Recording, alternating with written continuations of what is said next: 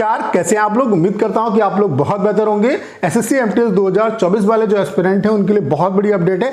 Update आपके लिए यह है कि इस बार आपका जो सिलेक्शन प्रोसेस है वो काफी फास्ट होने वाला है। आपका जो फाइनल रिजल्ट है वो बहुत जल्द आएगा। मात्र 3 महीने के अंदर आपका जो फाइनल रिजल्ट है वो डिक्लेयर हो जाएगा। 3 महीने के अंदर आपको ये कंफर्म पता चल जाएगा कि आपको जॉब मिली है या नहीं मिली है। तो प्रोसेस जो है इस बार एसएससी काफी फास्ट करने वाली है। तो जिन भी एस्पिरेंट का ठीक ठाक स्कोर बनना है उनके लिए बहुत अच्छी अपॉर्चुनिटी है।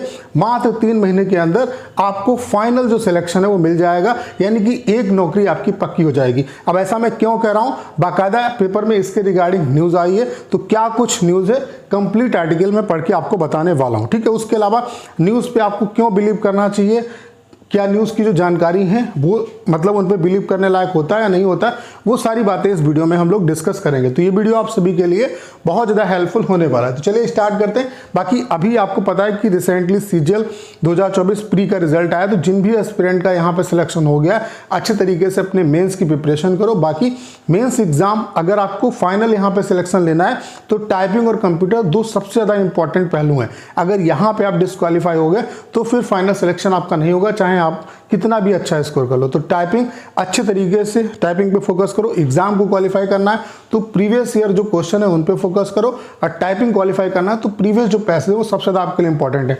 हमने आपके लिए कंप्लीट टाइपिंग का सॉफ्टवेयर बना दिया जिसका इंटरफेस बिल्कुल एसएससी सीएचएसएल सीजीएल जैसा है। बाकी यहाँ पे हम आपको 250 पैसेज दे रहे हैं जो कि एसएससी सीएचएसएल सीजीएल एग्जाम में आए हुए हैं। इन्हीं पैसेज को कम से कम 2 से 3 बार जरूर प्रैक्टिस कर लेना। मैं दावे के साथ कह सकता हूँ कि 100% यहाँ से आपको हेल्प मिलेगी। एक दिन का जो डेमो है वो आपके लिए बिल्कुल फ्री है।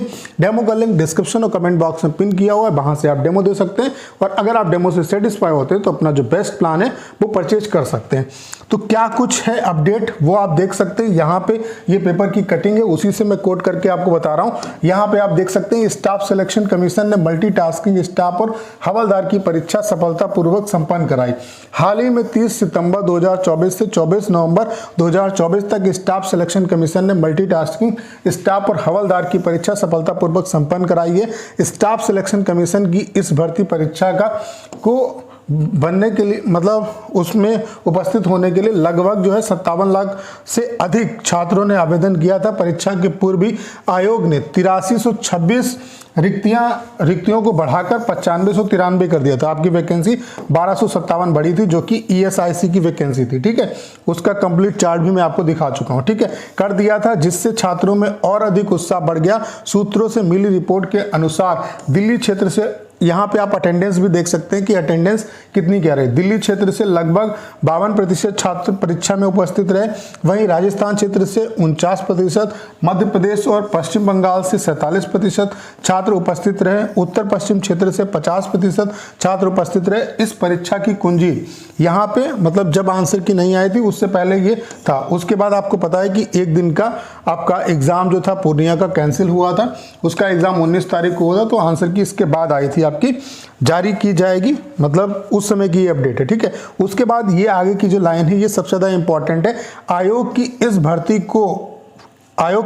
को फरवरी 2025 तक पूर्ण करने की योजना है। यहाँ पे आप देख सकते हैं, यानी कि ये जो वैकेंसी है आपकी उसको फरवरी 2025 तक कंप्लीट कर लिया जाएगा। यानी कि फरवरी में इसका जो फाइनल रिजल्ट है वो आपका डिक्लेयर हो जाएगा। आपको पता है कि फाइनल रिजल्ट से पहले पहले हवलदार का रिजल्ट आएगा, हवलदार का फिर फिजिकल आपका होगा, फिजिकल के बाद देन आपका जो फाइनल रिजल्ट है वो डिक्लेयर होगा। इसका मतलब है फरवरी तक ये जितना भी प्रोसेस है वो सारा करा लिया जाएगा। यानी कि हवलदार का रिजल्ट भी इसी दरमियान आ जाएगा।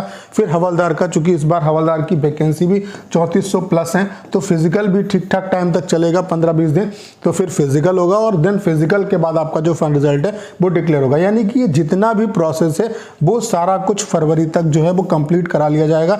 यानी कि आपके लिए बहुत अच्छी अपडेट है कि जो सिलेक्शन प्रोसेस है, जहां पे 5 से 6 महीने पहले लगते थे नॉर्मली, 4 से 5 महीने तो नॉर्मली लगते थे, तो उस प्रोसेस को मात्र 3 महीने में जो है वो कंप्लीट करा लिया जाएगा। तो आप देख सकते हैं कि फरवरी में जो है आपका जो फाइनल रिजल्ट है वो आपका डिक्लेयर हो जाएगा।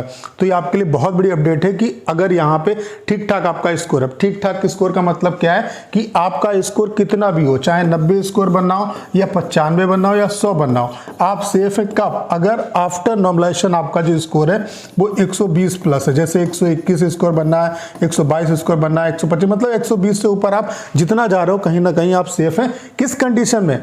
एक तो आपका चाहे 90 स्कोर हो, 95 हो, 100 हो, वो आफ्टर नॉर्मलाइजेशन 120 से ऊपर जाए।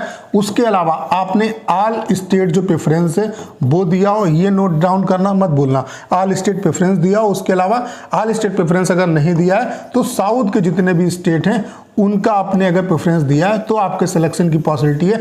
अगर आप नॉर्थ से हैं तो फिर कहीं ना कहीं सिलेक्शन इतने नंबर पे नहीं होगा, फिर वहाँ पे जो कट ऑफ है इससे 10 नंबर आपके ऊपर रहेगी। जैसे कि अगर आपकी साउथ की कट ऑफ 125 जाती है तो आप ये मान लो कि जो नॉर्थ की कट ऑफ है वो 135, 136 इस तरीके से आपको देखने को मिलेगी। वो डिपेंड करेगा कि कितनी क्या वैकेंसी है, ठीक है।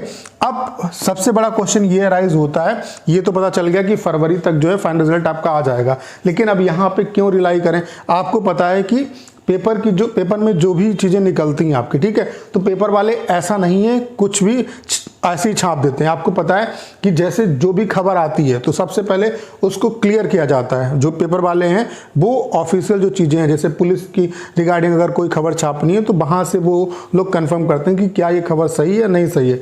जब खबर की पहले मतलब उसका छानबीन हो जाती है, वहाँ से वो सेटिस्फाई हो जाते हैं, देन आपका जो है खबर जो है वो पब्लिश की जाती है। तो अगर यहाँ पे ये चीज़ें आ रही हैं तो कहीं ना कहीं इन्हें डिपार्टमेंट वगैरह से या रीजनल जो ऑफिस है वहाँ से इनपुट जरूर मिले होंगे। और रिसेंट जो भी चीज़ें न्यूज़पेपर में आती हैं वो आपकी नॉर्मली प्रयागराज से आती हैं, तो कहीं ना कहीं रीजनल जो ऑफिस है वहाँ से इनपुट मिलते हैं, उसके बेस पे ये लोग खबर जो है वो निकालते हैं। तो कहीं ना कहीं इन चीज़ों पे आप बिलीव कर सकते हैं। तो ये आप सभी के लिए बहुत बड़ी अपडेट है कि आपका जो सिलेक्शन प्रोसेस है इस बार वो काफ़ी फास्ट होने वाला है। 3 महीने के अंदर फाइनल जो आपका रिजल्ट है वो आ जाएगा।